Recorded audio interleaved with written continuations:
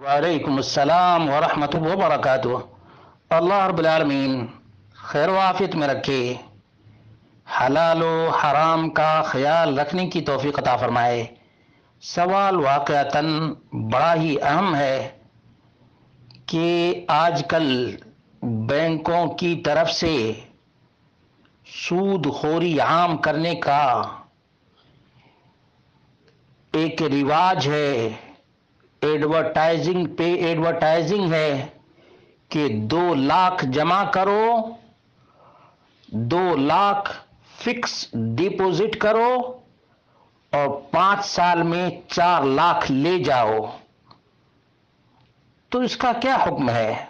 उसका जवाब अल्लाह रब्बुल आलमीन ने दिया है, या अय्युहल्लज़ीना आमनू ला तअकुलुर रिबा अज़आफ़न मुज़ाअफ़ा वत्तकुल्लाह लअल्लकुम तुफ्लिहून।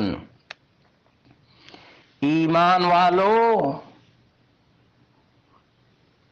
बढ़ा चढ़ाकर सूद मत खाओ। ये जो चक्रवृद्धि है और जिस तरह से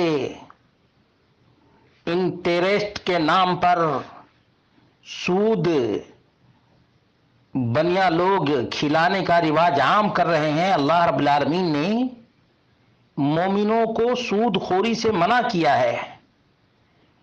और सूदखोर का जैसे आज अंजाम देख रहे हैं ना, कोई अडानी का अंजाम हो रहा है, तो कोई बेईमानी का अंजाम हो रहा है, तो किसी को भगोड़ा कहा जा रहा है। ये सब्ज बाग तो बहुत दिखाते हैं, लेकिन बैंक ही डूब जाता है। अब पूरी जिंदगी कोर्ट कचहरी के पीछे लगे रहो। ये बनिए जालिम पूरे समाज को ख्वाहिशात के पुजारी बनाने के लिए ये धंधा खोल रखे हैं। धंधा कारोबार तो ये है नहीं, ये सिर्फ और सिर्फ जुल्म है, ज्यादती है और जालिम हुक्मरानों का इसमें इन्वॉल्वमेंट तो एकदम लाजमी और जरूरी है। इसलिए मुसलमानों, अपने पैसे को सही जगह इस्तेमाल करो, पैसे को रोक कर ना रखो और ऐसे लोगों को तलाश करो जो वाकयातन ईमानदार हों और काम करने के शौकीन हों। उनको काम पे लगाओ।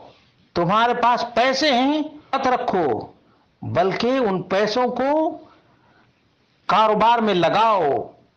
और जो बैठे हुए मुसलमान लोग हैं उनको जरा हरकत दो और उनको काम करने की तरगीब दिलाओ, ताकि वो अपने समाज पर बोझ न बने, बल्कि अपने समाज के लिए कारगर बने, कारगर।